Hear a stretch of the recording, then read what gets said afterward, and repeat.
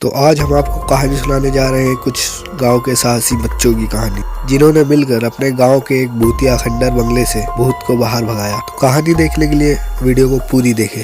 तो एक समय की बात है, एक गांव में एक भूतिया घर था। गांव वाले डर से उस घर के आसपास नहीं जाते थे। गांव वालों का मानना था कि उस घर में एक जादूगर लड़की की आत्मा रहती है, जो कि उसी घर में घुटन से मर गई थी, जिससे कि उस घर में उसका श्रापित आत्मा टहलने लगी।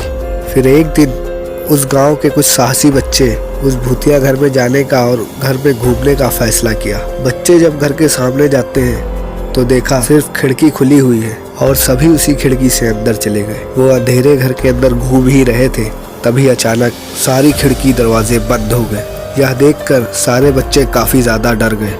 फिर अचानक से वह लड़की की भूत बच्चों के सामने आई और जोर जोर से हंसने लगी और कहा कि अब तुम मेरी बंदी हो, मैं किसी को जिंदा नहीं छोड़ूंगी, सबको कच्चा चबा जाऊंगी। बच्चों को डर के मारे कुछ समझ में नहीं आ रहा था, लेकिन फिर भी वे हिम्मत नहीं हारे और सब एक साथ मिलकर बाहर निकलने का रास्ता ढूंढने लगे। ढूंढते ढूंढते एक बच्चे को बहुत पुरानी किताब मिला, जिसके ऊपर काफी धूल जमी हुई थी।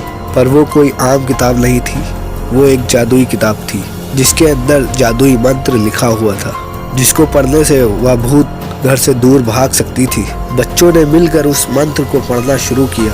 अचानक से एक रोशनी घर के अंदर आई और उस भूत को साथ ले गई। भूत के घर के बाहर जाते ही घर के सारे खिड़की और दरवाजे अचानक से खुल गए और बच्चे दौड़कर बाहर निकल गए। उस दिन वो घर भूत से आजाद हो गया और गांव वालों ने सारे बच्चों की साहस की तारीफ की और सबको भी इनाम भी दिया। तो ये स्टोरी खाली उन 3 साहसी बच्चों की नहीं, ये आपकी भी है कि कैसी भी सिचुएशन आ जाए पर आपको कभी हार नहीं माननी चाहिए और दोस्तों का साथ नहीं छोड़ना चाहिए।